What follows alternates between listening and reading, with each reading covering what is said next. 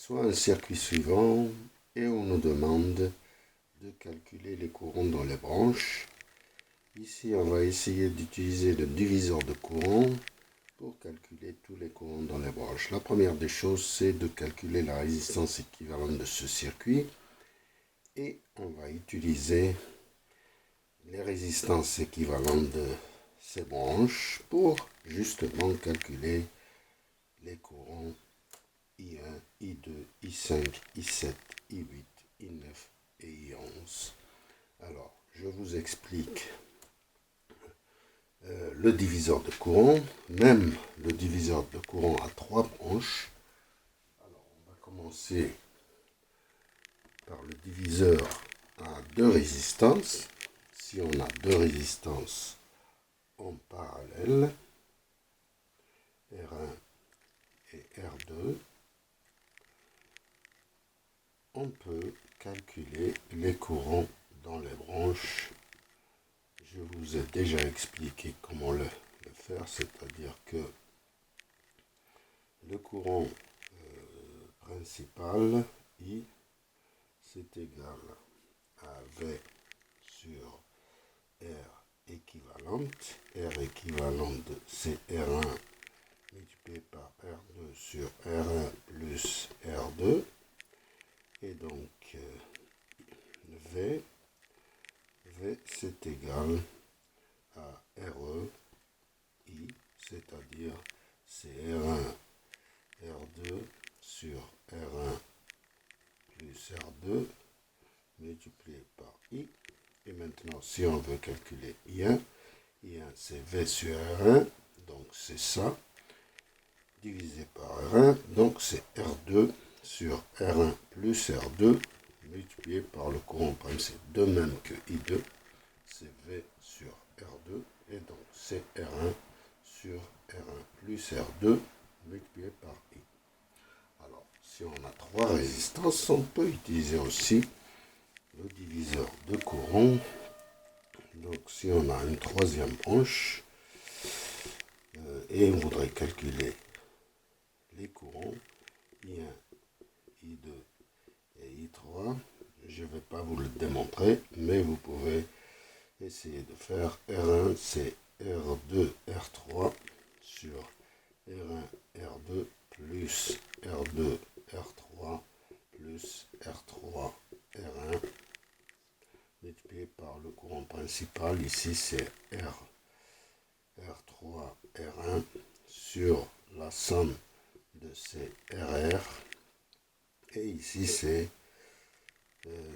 R2, R1 sur la somme de RR. On va essayer d'utiliser ça, ou bien on va utiliser le diviseur de courant à 2 résistances. On va commencer d'abord à calculer la résistance équivalente de ce circuit. Donc, RZ, RE, donc on a ici, on peut commencer par cette branche. Ici, on a R1, R2 plus R3 plus R4 qui sont en série, puis qui sont en parallèle avec ces deux. R5 plus R6, puis qui sont en parallèle, l'ensemble qui est en parallèle avec R7. Et puis, on ajoute R1 qui est en série avec tout cet ensemble.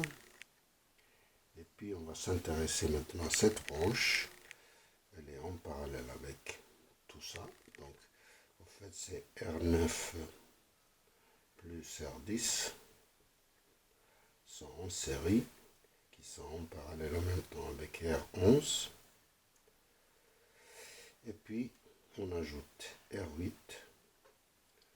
Donc, tout cet ensemble qui est en parallèle avec cet ensemble. Et puis, tout cet ensemble qui est en série, c'est-à-dire tout cet ensemble qui est en série avec R12. Donc ici, on peut commencer. Ici, on a 45 plus 15 plus 30. Donc on a 90 R5 c'est 4 plus 6, donc c'est 10. Donc le résultat c'est 9 ohms qui est en parallèle avec R7 qui est 45 ohms. 9 en parallèle avec 45, ça nous donne 7,5. Donc jusqu'ici on a 7,5. On ajoute bien sûr R1. R1 c'est 22,5. Donc cet ensemble, ça nous fait 30 ohms qui est en parallèle avec, donc ici on a 20 plus 40, donc c'est 60 ohms en parallèle avec 30 ohms, ça nous donne 20 ohms plus 40 ohms, R8 qui est égal à 40 ohms. Cet ensemble nous donne 60 ohms plus 60 ohms en parallèle avec 30 ohms, ça nous donne 20 ohms. Et puis plus tout cet ensemble, donc ça nous donne 20 ohms, plus R12 qui est égal à 30. Donc on a ici plus 30 ohms, ça nous donne 50 ohms. R équivalente égale à 50 ohms. Donc on a I total qui est égal à V qui est égal à 90 sur R équivalent, donc c'est 90 sur 50. Ça nous donne un résultat de 1,8 ampères. Voilà. Et maintenant, on va essayer d'utiliser le diviseur de courant pour calculer les courants I2. Donc, I2, on va commencer par calculer I2 connaissant... non, on va calculer I1 et I8. C'est bien ça. Donc, I1, c'est égal à 7 résistances équivalentes. C3, donc qui est égal à 60 ohms. C'est ça, 60 ohms. Donc, c'est R8, 9, 10, 11 sur R8, 9, 10, 11 plus toute cette résistance-là, hein, c'est compliqué un peu hein, avec ces index. Je vais prendre les valeurs numériques. Donc c'est la résistance équivalente de ça, donc qui est tout ça. Donc c'est 60 divisé par 60 plus la résistance équivalente de tout ça. Tout ça, R1, R2, R3, R4 jusqu'à R7, qui est égal à 30 ohms, multiplié par le courant principal, qui est égal à 1,8. Donc, I1, c'est égal à 1,2 ampères. Et la différence I8, c'est 0,6 ampères. Donc, on a I1, c'est 1, il nous faut I1 pour calculer 1,2 ampères. Et I1, on peut calculer maintenant I2, I5 et I7, utilisant le diviseur de courant. Je vais écrire I1 ici. I1, c'est 1,2 ampères. Et on va essayer de calculer les courants I2, I5 et I7. C'est ce qui nous manque.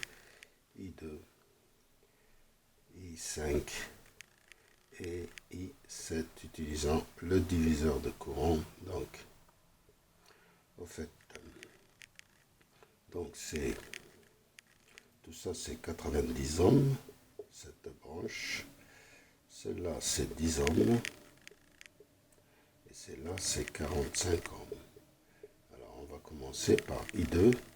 I2, c'est 10 multiplié par 45, 10 multiplié par 45, sur 90 multiplié par 10, plus 10 multiplié par 45, plus 45 multiplié par 90 par le du courant principal qui est égal à 1,2.